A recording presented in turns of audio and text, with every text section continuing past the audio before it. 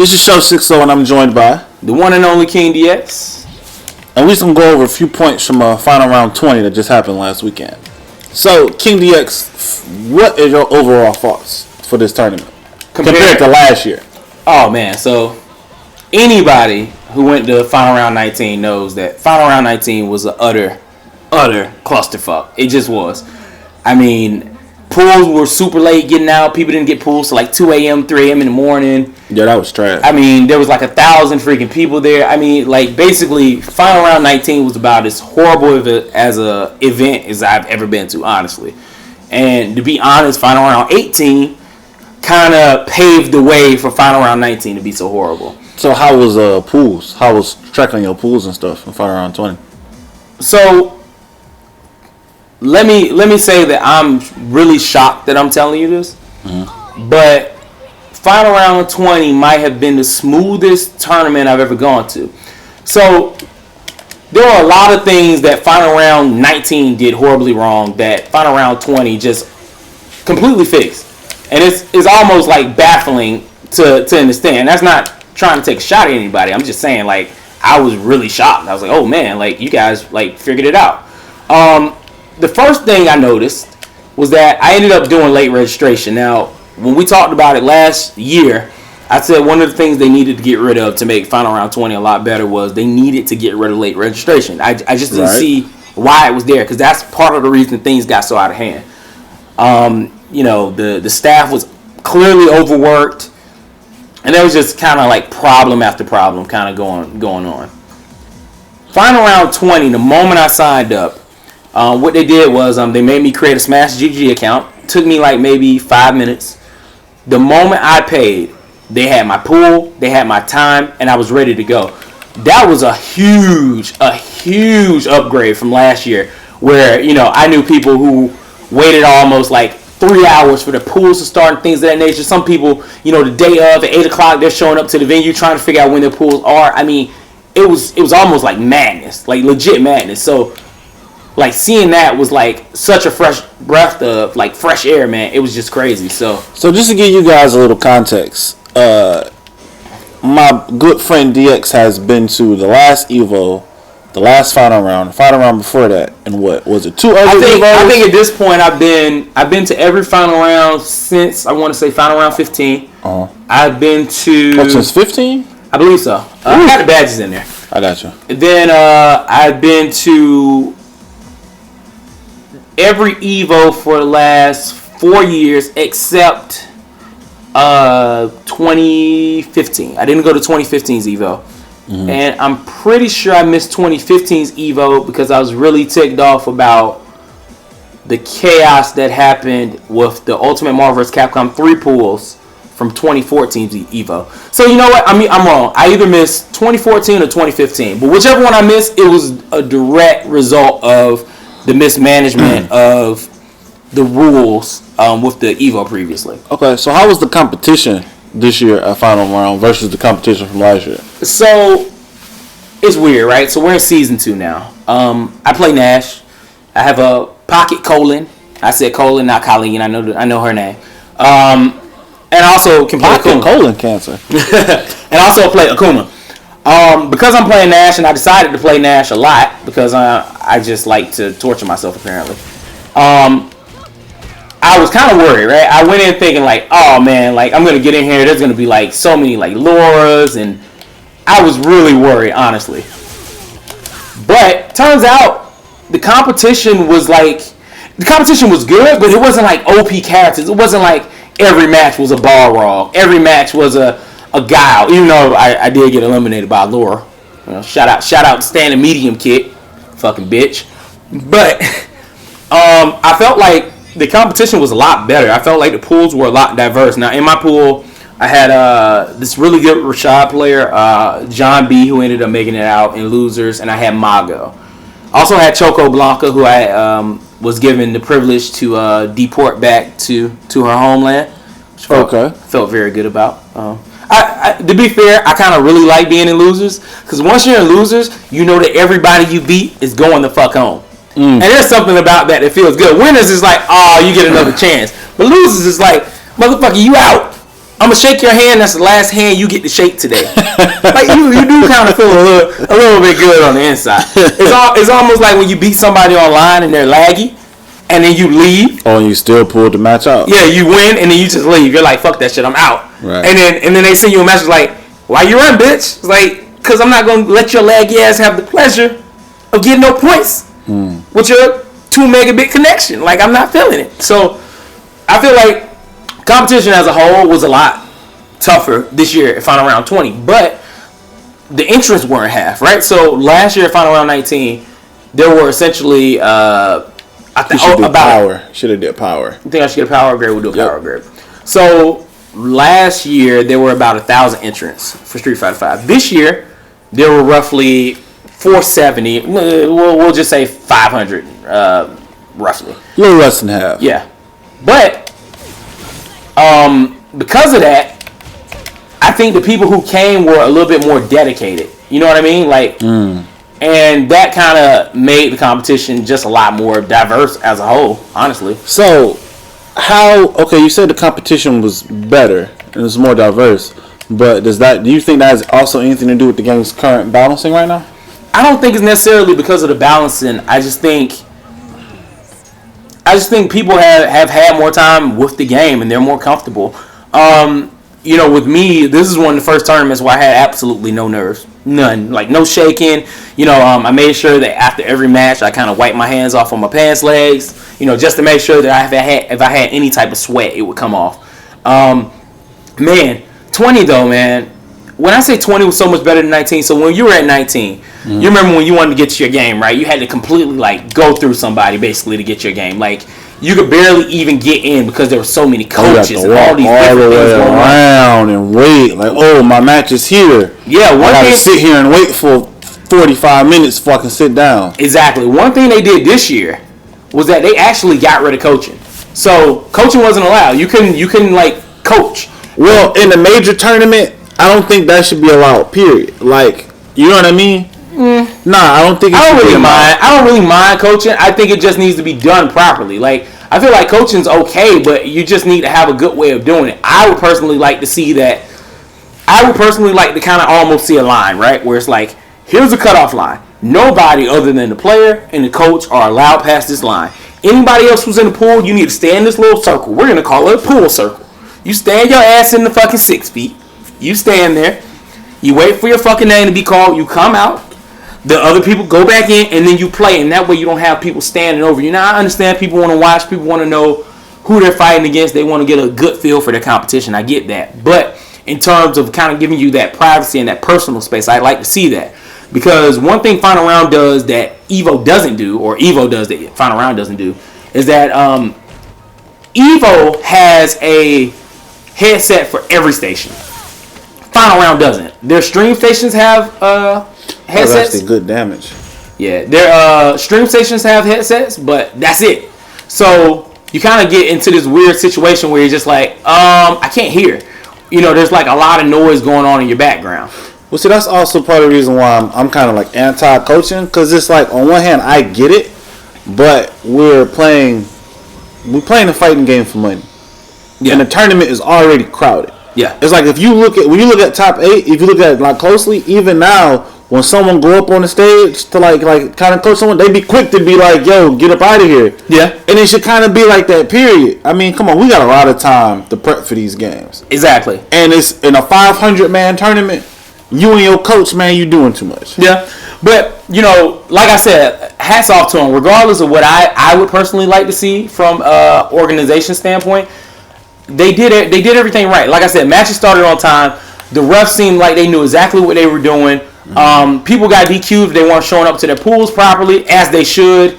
I didn't see any problems with any like disputes where no one seemed knowledgeable and knew how to handle it. How was the FGC at Final Round 20? What do you mean as far as how? Well, just like how was the turnout? How were the people who were there? How was the professional? How was the pro players? How were the commonly known players? You know what I mean? The reason why I bring this up, because Final Round 19 was my first major tournament. And even though like the tournament sucked for the most part, it was really dope and amazing to be around, to be in a place that had that kind of energy. where it was like everybody was completely cool. Like I had a 10-minute conversation with Justin Wong about what he thought the tiers were, and it just everybody was like that. Nobody was like name tripping or I do this for professionally and I'm better than everybody else. So like from that perspective, how was Final Round 20? I now the only people I really talk to who like people might be like, oh my god, you talked to him. I spoke to quite a few people actually, but I did actually have a kind of a casual conversation with Mike Ross. So I've been adamant for a while now that as the fighting game community starts to lean a little bit more towards esports, I feel like some things need to be regulated. And what I mean by that, let's look at the Olympics, right? Marion Jones, pretty famous, pretty fucking hot track runner, who essentially a couple years back was caught for cheating back when she was in the Olympics. Lance Armstrong got caught cheating. Whenever there's money on the line or there's some type of fame or anything that can propel you to another echelon in life, I feel like that's when the worst comes out in people and people cheat. And what I'm worried about is us getting to a point where you're looking at Capcom Pro Tour and Knuckle Dudes getting $230,000. I'm worried about that time when someone decides it's worth it. Like, hey, I'm going for it. Like, let me get this money. You know what I mean? Well, I agree. So, hold on. Let me go back. So what ended up happening? So I ended up having a conversation with Mike Ross about it, and I basically asked him. I said, "Look, do you ever feel like, or do you feel like currently something needs to be implemented to essentially make sure that people are using like the same sticks, like NASCAR?" They use different cars in NASCAR, but essentially everything's regulated. Mm-hmm. Like your spoiler can only be like a certain height. You can only have a certain amount of, horsepower. Like things like that, like can be regulated to an extent. Like, do we need to start getting some rules in place? Because I believe it was Final Round 18 where there was this big issue with Full Schedule and F-Champ about his stick and how it was modified. And I feel like things like that moving forward have to be addressed. So nothing was necessarily done on site at Final Round to like say, oh, let me check your stick. And yeah, I don't really think people like Tokido, I don't really think Justin Wong, these guys are cheating. I don't. No way in hell. I don't think these guys are cheating. But who's to say that one random guy in pools isn't? You know what I mean? Like, he needs that edge. Who's to say he doesn't have that confirm button or modded into his stick? About a year and a half ago, right, we did that article on Cronus Match, which was the little converter for PlayStation 4. You plug it in, plug in a different joystick from a different console manufacturer, and you could essentially use it. Mm-hmm. One thing about that, so when they sent it to us for a review, I also got access to a site, and in this site, people were encouraged to essentially upload combos, upload cheats, that essentially, like, I can hit you with one button, and in the moment I hit it, press square or press something on my pad, and essentially the combo goes autopilot.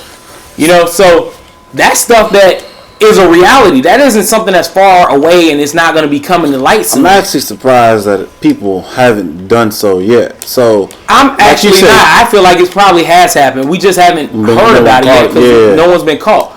And I feel like at some point someone's going to have to really take a stand and think about it. MLB, these guys don't bring their own bats from home and say, oh, I like this bat. That doesn't happen. Here's the counterbalance, right? All right, so the only real way to do it is to have regulation controllers. But why I brought Colin Balance those, because the moment you do that, the moment you put regulation controllers, like, you create a monopoly for whoever creates. Like if this one Mad Catz TE stick is the only thing that's allowed in tournaments, you know how much more money they're gonna make now? That's fair enough, but it's the same thing with the monitors, right? Like, my first Evo, I did really horrible, and I remember playing it going, man, this game feels really, really like off. That was me at Final Round last year, and it was because basically the monitor that I had been playing on had lag, and the Asus monitors that they were using at Evo didn't. If you really want to be a professional, I mean, at some point in time, you need to have the same equipment. That's the only way you can guarantee, because you're really doing yourself a disservice at that point. Oh no, this is very true. Like, I don't disagree, but then something else, when you were talking about, when you were making a reference to the like Lance Armstrong and the other Olympian whose name I can't recall. Marion Jones. Right. Okay, so like they were stripped of their they lost their gold medals for whatever reason, right? Mm-hmm. So what happens when someone wins a major tournament and they found out they were cheating? I don't know. That's a good question. I'm just saying though, like that, but that kind of thing needs to be thought out a bit. Exactly. Like even before actual regulations get put in place, and then actually come up with, okay, well, this is the penalty, because it'll help deter people from cheating too. Because if, let's say the pot, or if it's Capcom Pro Tour, and let's say the pot is $230, which I do kind of think it was a shout out to Knuckle Duke for winning it, big money. But at the same time, I wish they would have broken that up a little bit more amongst other people who were in the tournament. Mm-hmm. Like to me, it's not really right for one person to walk away with $200K.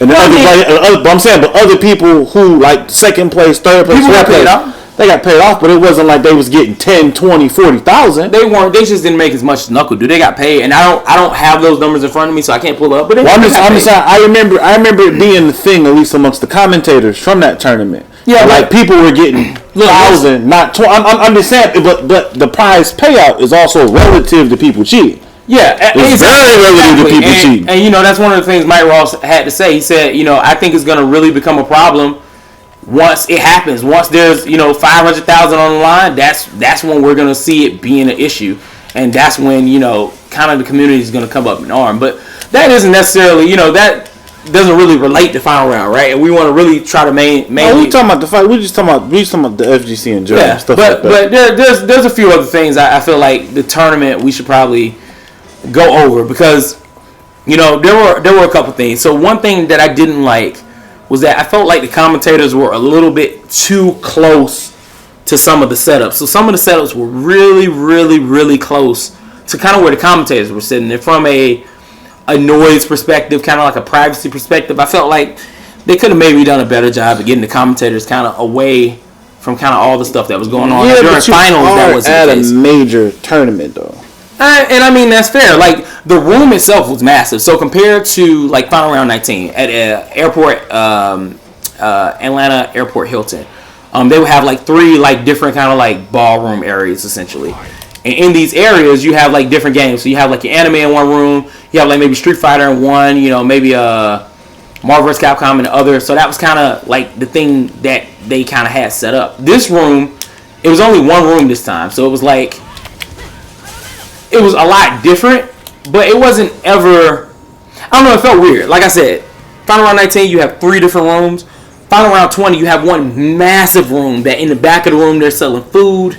I mean, there's a lot of space to walk around. It never felt congested. I never felt like I needed to kind of, you know, side maneuver my way through people. It felt good. It really did. It was an open space, and I felt like there was a lot of breathing room. They had the E-League there doing like side tournaments. They had Brawlhalla setups. They had a lot of different things going for them. Now, I wasn't too happy with some of the game selections. Like, Pokken Tournament, in my opinion, is a snore fest. Jeez, that game is a snore fest to me. But that's a personal opinion, and that's nothing against the Pokken community. If you guys like your game, love your game. I'm not hating on it. I'm just saying that from a spectator standpoint, it was kind of like, eh. While hating on it. I got you. Look, from a hype standpoint, though, like, final round 20 wasn't as hype. Now, we had the K-Brad pop off with Wolf Crone, and I was there when that happened. That was pretty fucking epic. But, like, for some reason, like, during finals, it just didn't seem as, like, I don't know, it just didn't seem as big of a event as, like, some of the other events. Maybe because Poke Chop wasn't screaming, or, you know, people weren't needing to scream out the GA's free, you know, because we're free. Shout out to Too Much Damage. I love you, Eddie, but we're free.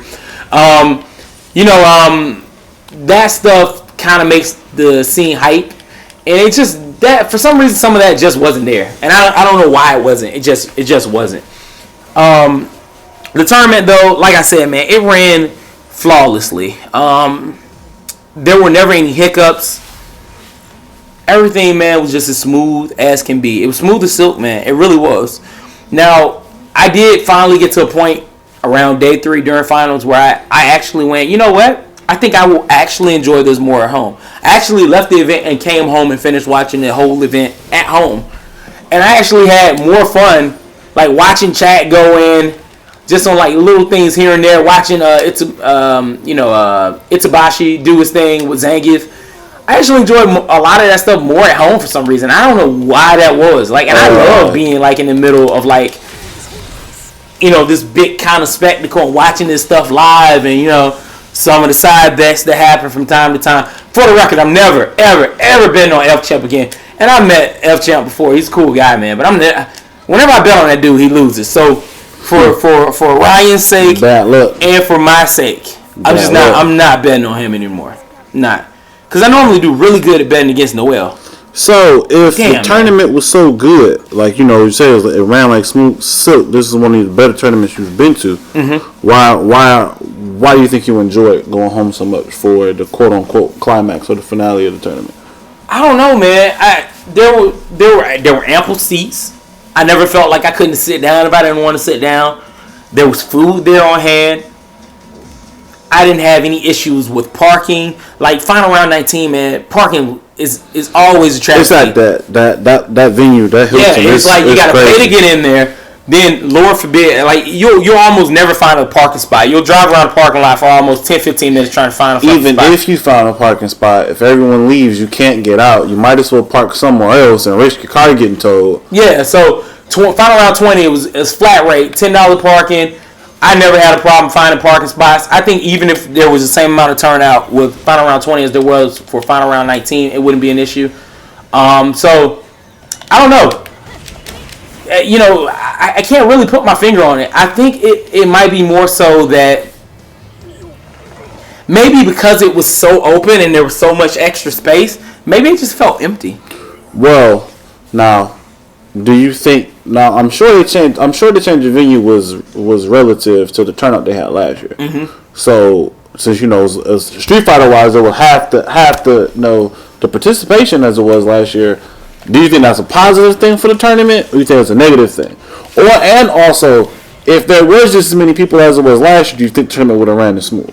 All right. So as far as the people, it's hard. It's really hard to say. What I can say is that the staff was definitely in higher spirits than they were for the last two final round tournaments. And low key, shout out to anybody who made it through last year because that was rough. It was super rough. As far as the location, it's not too far away, right? Like, I think last year it took me about 15 minutes to drive from my house to Airport Hilton. I think this time it took me like 12 minutes. Not a huge difference in the actual location. They're not too far apart from each other. Yeah. One thing I will say is like last year when it was at the Airport Hilton, there's a lot of different venues around the area, right? There's like a lot of different eateries, places to kind of go hang out. Mm-hmm. This time they're there, but they're not as close. You have to travel a bit, and that's a little daunting of a task. It's like, you kind of feel some way about that. So you don't really get to experience as much of the scene life based on where kind of the venue set. In comparison to like places that may be enjoyable for people that are from out of town, which I don't think that's necessarily anything that the tournament organizer did that can be held against the staff in final round. It's just more so that it's one of those things where you just go, oh, okay, well, you got to adjust to it. And I think if you adjust to it, then it might be one of those things where you go, okay, maybe next year if I come to final round 21, maybe if it's at the same location, maybe I should think about maybe renting a car. So, do you think final round is falling off, or do you think it's the interest in Street Fighter as a whole? I think as far as the entrance being there, I think half of them might be because of Season 2. I think Season 2 definitely turned a lot of players off. A lot of characters got nerfed, and I don't think a lot of people wanted to show up feeling like they didn't have a chance with their characters not being as good anymore. I think part of that was definitely a turn off from people who felt like they were a little jaded from final round 19. And for good reason. I even said, like, maybe you shouldn't go to final round 20. Like, that was one of my big gripes last year. It was like, hey, maybe don't give them a chance. Wait for them to prove what they're saying is true. Because I called out in final round 18 that there were problems. Like, I was saying it from the onset. Like, man, final round 18 has some serious issues. And now when you look at final round 19 being the debacle that it was, it was pretty evident to me that it was going to be worse because the turnout was getting bigger and there weren't any improvements being made. There were too many last-minute decisions, and to be fair, I don't know when those decisions were made, but there were too many seemingly last-minute decisions that made everything just fall on its head, and it essentially had the snowball effect where everything just spiraled out of control. So, do you think that momentum is building for the FGC in terms of fighting games and Street Fighter mainly? I think or do you think it's falling off? I think it 100% is. I think what we're going to have to do now is wait and see. There's going to be a lot of other tournaments going on this year. Obviously Evo will be back. There's Evo Japan now that's going to apparently be going on. Oh, that's cool. I'm not sure when that's going to start taking place. I'm not sure they announced it, but I'll start looking into it. Obviously, there's always CEO. I'll probably go to CEO this year. There is what is it? There's the one in Illinois that I can't think of off the top of my head right now. Is it Battle Circuit? I can't think of it, but there's one that goes on in Illinois is at like the end of May. I mean, and there's a lot more CPT events that'll be going on, and obviously we'll be trying to watch them on the site, like kind of keep up with them and do reports about them when we find out more. But from my perspective, I think the FGC is growing and it is becoming a lot more esports. When you got people like ESPN paying attention to what's going on, I mean, you have to respect that, hey, something's going on. And, whether you like it or not, like, we are becoming a bigger crowd, just as a whole. And because of that, you got to respect that there's something there. So, is that growth for the better or for the worse? I think the growth ultimately is going to be for the better, but I think we're definitely going to hit a turning point where it's going to seem like it's for the worse. Now, I'm not going to reveal my source, right? But I heard something when I was at Final Round. And I'm sure a lot of top players in the FGC already know this, so to them it won't be a shocker. But essentially, I heard that right now there are members of the fighting game community, big players, I don't mean just, the randoms, who are essentially in their contracts with, their teams. They cannot attend certain events. So with the Capcom Pro Tour being structured the way it is, where you need to be able to win a certain amount of points to get an invite to the Capcom Pro Tour, and like coming first, coming second, all that stuff really matters. It seems like some people won't be able to earn events, earn points at certain events, not because they can't make it to the event, but simply because they're being told, hey, you can't go to this event. Like, that is part of the contract. I mean, that's kind of interesting because it's like, essentially, some sponsors can almost stack a tournament the way they want it to stack. Exactly. And it's really weird. I'm not sure why that's going on, but hopefully that'll be something that'll come to light. And I hope that any sponsors that are encouraging that will reconsider it, because you're kind of taking something that's pure. Like, people want to see the Justin Wongs versus Daigos, right? Like, people want to see those type of matches. And if they're, and I'm not saying this to be true for this particular player, but if someone wanted to see Infiltration versus NuckleDu, or NuckleDu versus PR Rog, or whatever the case may be, we don't want to feel like we're missing those matches simply because those people aren't being allowed to go to those type of events. Yeah. I think that's necessary. That's not good for anybody involved. And I think then at that point, we're not really seeing who's the best. We're seeing who's the best at that event. You know what I mean? Like, who's the best here today because all these other people couldn't make it. Even seeing things like Shin pull out Ibuki to take the whole event. What if he couldn't come? What if Razor said, oh, well, you can't go to this event? What we know just how good Ibuki is right now. I'm sure there's like people at home like, oh yeah, of course we know. I've been saying she's the greatest forever. The other piece of it is like, how far does it go? Because like, what if sponsors start saying, oh, well, you can't play this character? Man, I really like. No, I'm not saying that. I know there was issues. Putting that out there as a possibility, because like we've had issues with character outfits before. Yeah, that happened at Evo. Yeah, with Armika, and they didn't like the way that her outfit was, and essentially they were told, hey, Mika needs to change her outfit. Ooh, that was a clean parry. Take that counter though. So I think moving forward, all members of the FGC, not just the professional players, the people who go and pay their hard-earned money and fly out. I see a lot of guys at some of these events that are, in my opinion, regulars, but you've probably never seen them on the stream. But they're regulars. There are some people that regularly go out to these FGC events, and just because you and I may not know their names like that, doesn't mean that they have less of an impact than anybody else. Well, I think that's what makes the FGC so special, because it's like the energy in those events is something crazy. So you know what I mean, but it's those regulars, you know what I mean, that make that. And those people need to kind of keep an eye out. Like, if they start to see things going in a way that they feel like is going to hurt the community, I mean, I feel like they need to be able to speak up, honestly. And not be worried about, like, you know, like, oh, no one knows who I am, blah, blah, blah, no one's going to care what I think. Like, I feel like, no, like, it is kind of like your job, in my opinion, to, you know, if you see something, kind of say it. Like, to understand, I definitely see where you're coming from. So, like, what are your final thoughts on Final Round 20? Pun intended, right? My final thoughts are this: Shin, Blanka, his team, Larry, you guys did a wonderful job.